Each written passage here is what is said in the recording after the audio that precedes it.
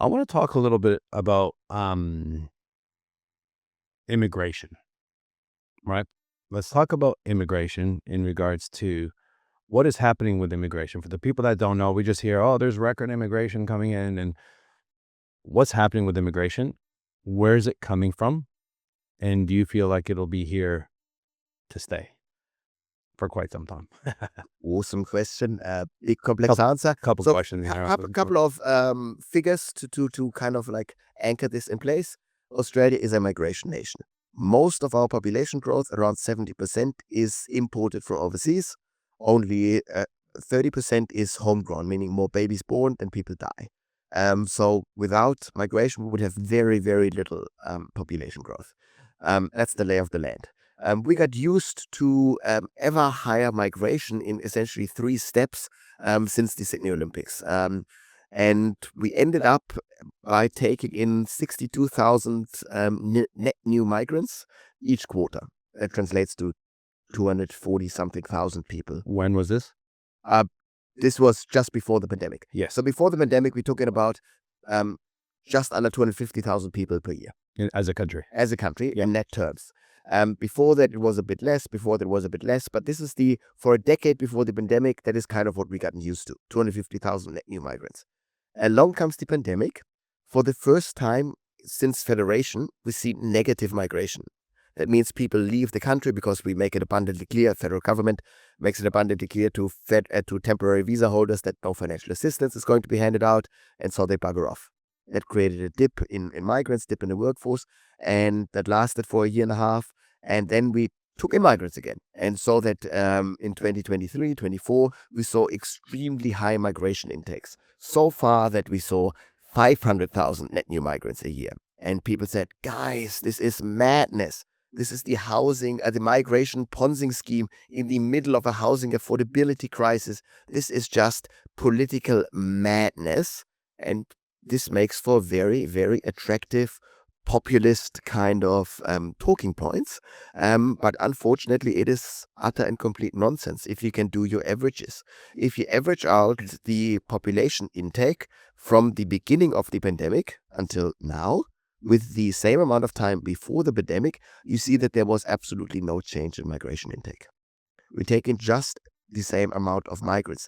The reason we took in so many migrants in 2023-24 was simply that we took in 3.5 years worth of international students in 1.5 years. Who couldn't come here. So they couldn't come here because they were locked down, and mom and dad wouldn't send them to the world's most locked down city in Melbourne or something like this. So that made it unattractive. But the university system is hooked on those students for their income, so they took them in as soon as they could. And so that then means they're now filled up. And we know that migration numbers will go down to the pre-pandemic levels again. This is built into the system. But of course, you can happily talk about this as a politician because it is a popular political talking point. The migrants drive up house prices. And this is again where we link migration to housing. Yeah. Because if you think about it, it sounds logical. We cut migration by 100,000 people a year. These 100,000 people don't need to be housed. That means more housing is available for a cheaper price for Australians. Vote for me. Very, very compelling. Unfortunately, also wrong, because we did see during the pandemic years where we actually see migrants leave in net terms, house prices still go up.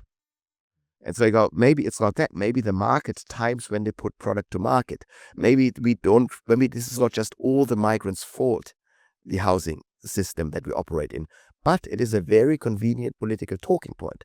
Because if high house prices happen to be the fault of migrants, I tick the box of having talked about housing affordability, and then all I need to do is pretend to cut migration, and then I tackled that issue. And so I don't need to go down the rabbit hole of actually explaining why my policies as a Labour or a Liberal Party proactively drive up house prices. So this is just cheap politics. And spoiler alert, and I'm very disappointed that Scott Morrison, that Peter Dutton didn't become Prime Minister because he promised to cut migration. And I was very, very outspoken and confident that he would most certainly not cut migration. Scott Morrison, when he became Prime Minister or campaigned, he said he would cut migration by 50,000 people, and each year under his leadership saw record high migration intake. This country is hooked on income tax.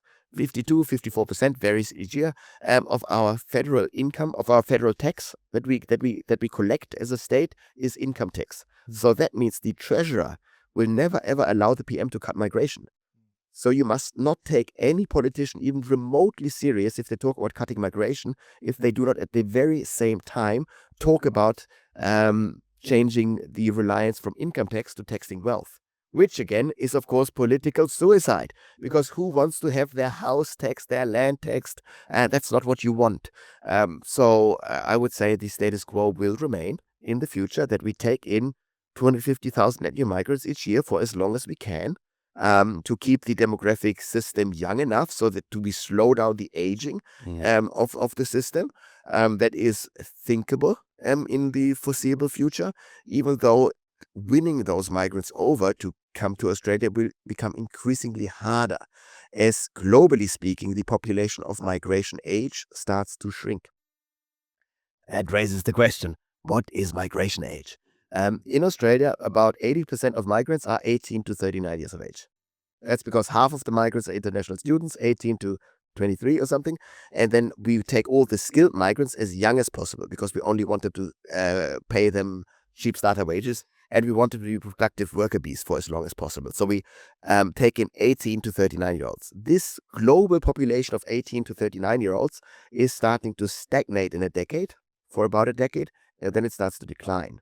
Within this shrinking pool of 18 to 39-year-olds, we'll have ever fewer people in the developed countries and more people in the developing economies of this world. So that changes the dynamics. So what I would therefore be willing to forecast is that this is the last decade where we get migrants for free, or where migrants pay for the visas.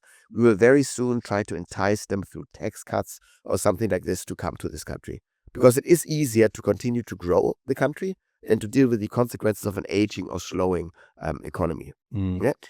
Where are they coming from? Where is the migration coming from around the world? So in theory, we don't have any kind of target for which countries we take our migrants from. But in reality, there is a bit of geographic shifts in the migration patterns.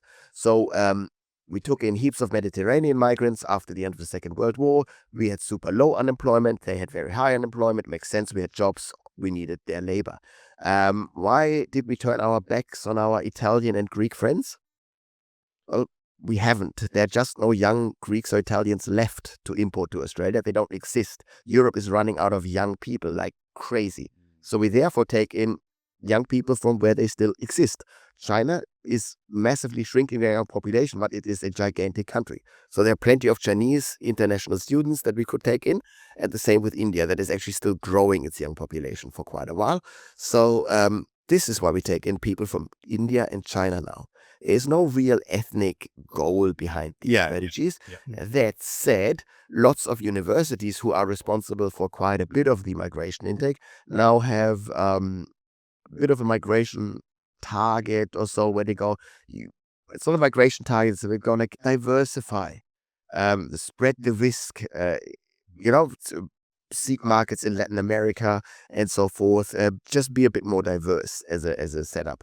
So that spreads the load a bit. But increasingly our migrants will be from India and from the large neighbor states, Philippines and so forth, Indonesia. And in your opinion, you don't think the migration is propping up the real estate market in this country?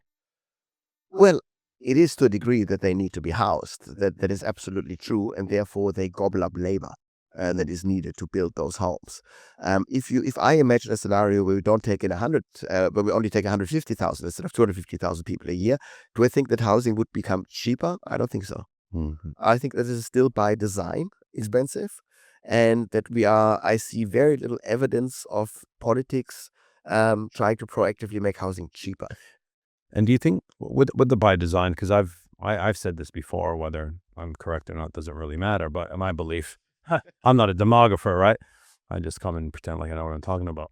But in my opinion, the housing prices, most Australians' wealth, like it's a little bit different than the U.S. as an example. U.S., there's a lot of wealth held in shares and whatnot.